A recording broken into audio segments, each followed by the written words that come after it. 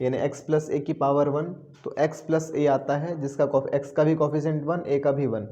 तो कहाँ शुरू करेंगे हम लोग, NC0 से लेकर के हमें कहाँ तक जाना है, NCN तक जाना है, ठीक है ना, NCN तक जाना है यहाँ से स्टार्ट करके।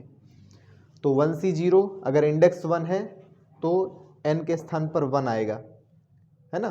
तो 1C0 कहाँ तक जाना है, NCN तक, क्योंकि NCN 1 होता है, तो 1C1 तक जाएंगे। इसी प्रकार से अगर इंडेक्स हमारा 2 है तो 2C0, है ना, NC0 शुरू करेंगे, मतलब 2C0 इंडेक्स अगर हमारा n इज इक्वल टू 2 है तो n के स्थान पर 2 रखेंगे, 2C0 कहाँ तक जाएंगे, NCN तक, मतलब 2C2 तक, ठीक है। अगर इंडेक्स हमारा 3 है यानी x प्लस ए की पावर 3, तो हमें पता है कि x की पावर 3 होगा और यहाँ पर a की पावर 3 होगा, है ना, यानी इसका भी कॉफिशिएंट 1 और इसका भी कॉफिशिएंट 1, a की पावर q का कॉफिशिएंट 1 है। तो हमें NC0 भी 1 होता है, NCN भी 1 होता है, तो NC0 शुरू करके NCN तक जाना है, और n क्या है अपना, जो इंडेक्स होता है उसे हम n कहते हैं। तो 3C0 से स्टार्ट करके 3C3 तक जाना है, स्टार्टिंग में 1 लास्ट में 1 रहेगा, है ना, कोई भी वैल्यू हो, x प्लस ए की पावर 50 है यानी x की पावर 50 और a की पावर 50 लास्ट में, है ना, मतलब कॉफिशिएंट शुरू में भी 1 रहेगा, बाद में भी 1। इसीलिए हम क्या कहाँ से कहाँ तक शुरू करेंगे, स्टार्टिंग में हम 50C0 से शुरू करेंगे और कहाँ तक जाएंगे, 50C 50 तक, यानी NC0 से NCN तक जाएंगे। क्लियर ना, NC0 से कहाँ तक जाना है, NCN तक। क्यों, क्योंकि NC0 की वैल्यू भी 1 होती है, NCN की भी 1 होती है, डिराइव करके मैंने बता दिया है। कोई भी वैल्यू हो अगर एक्सपेंड करना है तो स्टार्टिंग में कॉफिशिएंट 1 होता है और लास्ट में भी कॉफिशिएंट 1 होता है ना। इसीलिए हम NC0 से शुरू करके NCN तक जाते हैं। अगर इंडेक्स 2 है तो 2C0 से 2C2 तक, इंडेक्स 3 है तो 3C0 से लास्ट में 3C3, 3C0 भी 1 लास्ट में भी 1, बीच का कॉफिशिएंट हमको निकालना होता है 3C1 और 3C2। ये कैसे निकालते हैं, NCR के फार्मूले से, और ये फार्मूला होता है n फैक्टोरियल अपॉन, ये r है तो यहाँ पे r फैक्टोरियल, और इसमें से इसको माइनस कर देते हैं तो n माइनस r फैक्टोरियल। यहाँ से आप इसको फाइंड कर सकते हैं। तो जैसे 3C2 आपको निकालना है, 3C2 तो n के स्थान पर 3 है तो 3 फैक्टोरियल, r फैक्टोरियल में 2 है 2 फैक्टोरियल, और 3 में से 2 माइनस कर देंगे ये, तो ये फाइंड आउट हो जाएगा, है ना।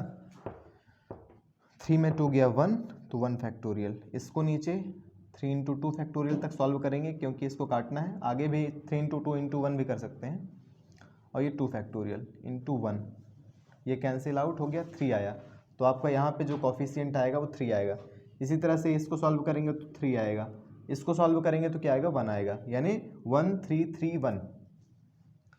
अगर इंडेक्स 3 हो, x प्लस ए की पावर अगर 3, तो इंडेक्स आ जाता है 1 3 3 1, मतलब कॉफिशिएंट आ जाता है 1 3 3 1, है ना।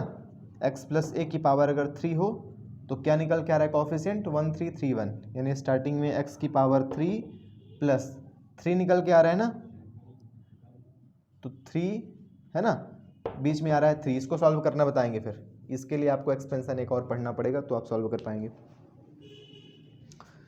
एक और महत्वपूर्ण फार्मूला जो बहुत ध्यान रखना है, हर एक सवाल में यूज होगा, और सबसे इंपॉर्टेंट चीज़, अभी तो आपको इंडेक्स निकालना सिखाए हैं, कॉफिशिएंट निकालना, कि इंडेक्स और कॉफिशिएंट कैसे निकालते हैं। एक very basic and very important जो फार्मूला है उसको आपको ध्यान रखना है, और वो ये है, देखिए यहाँ पे,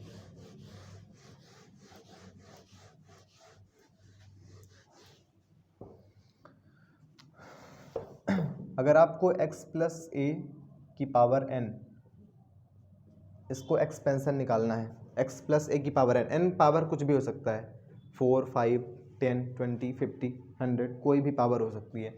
तो सबसे पहले आपको इसको जानना होगा कि कैसे निकालते हैं, कहाँ शुरू करते हैं। आपको पता है स्टार्टिंग में xn होगा और लास्ट में an होगा कि नहीं होगा, ध्यान रखना है इसको, इसी का यूज होगा, यही तुमसे नहीं बन रहा है। स्टार्टिंग में x की पावर n, लास्ट में a की पावर n होगा, यानी कॉफिशिएंट शुरू में 1 बाद में भी 1, ठीक। यानी हमको पता है कि NC0 शुरू में होगा और NCN लास्ट में होगा, ठीक है ना। इसका मतलब क्या हुआ, अगर पावर n है तो NC0, और पावर यहाँ पर भी n ही है तो NCN तक जाएंगे, NC0 शुरू करके NCN तक, ठीक है ना। समझ में आया कि नहीं आया? तो x प्लस ए का इन्वेंशन क्या बताए थे कल एक्सपेंशन, x प्लस ए की पावर n का एक्सपेंशन। तो यहाँ पर x की पावर क्या होगी, घटेगी, डिक्रीज होगी, और a की पावर इंक्रीज होगी। आई बात समझ में? तो यहाँ पर हम लिख सकते हैं NC0 से स्टार्ट करके NCn तक जाएंगे, ठीक है, क्योंकि NC0 भी 1 और NCn भी 1 है ना। इसको जब हम डायरेक्टली सॉल्व करें तो स्टार्टिंग में तो xn होगा, लास्ट में प्लस प्लस प्लस an होगा, तो हमें मालूम है कि लास्ट में ये होगा। तो शुरू में भी कॉफिशिएंट 1, लास्ट में भी 1, तो ये कॉफिशिएंट को रिप्रेजेंट करता है। NC0 NC1 NC2 सब क्या है, कॉफिशिएंट है। तो NC0 और ये x की पावर n, स्टार्टिंग में x की पावर n होता ही है, और NC0 कॉफिशिएंट है इसका, यानी कॉफिशिएंट 1 होता है, तो 1 को रिप्रेजेंट कर रहा है NC0। x की पावर n का कॉफिशिएंट 1 होता है, इस 1 को रिप्रेजेंट कर रहा है NC0, ठीक है ना, आपको ध्यान रखना है। तो x की पावर आगे जब बढ़ेंगे तो डिक्रीज होगी और a की पावर बढ़ेगी। अभी a की पावर अगर हम a को भी लिखना चाहें तो a की पावर 0 है, 0 है, a की पावर 0 मतलब 1, कुछ नहीं है। तो चाहे तो हम इसको लिखें इनको या ना लिखें, स्टार्टिंग में सिर्फ x की पावर n भी लिख सकते हैं, पर आपको बताने के लिए a की पावर बढ़ती जाएगी और x की पावर डिक्रीज होती जाएगी, ध्यान रखिए। नेक्स्ट NC1 ये कॉफिशिएंट है, ठीक है ना, x की पावर डाउन होगी, डिक्रीज होगी, यानी n-1, a की पावर बढ़ेगी, 0 से कितनी हो गई, 1, ध्यान रखेंगे इसको। आगे NC2 x की पावर डाउन डिक्रीज होगी, n-2 हो जाएगी, एक और कम हो गई, और a की पावर इंक्रीज हो गई, ठीक है, प्लस प्लस, ध्यान रखेंगे। आगे NC3 x की पावर एक और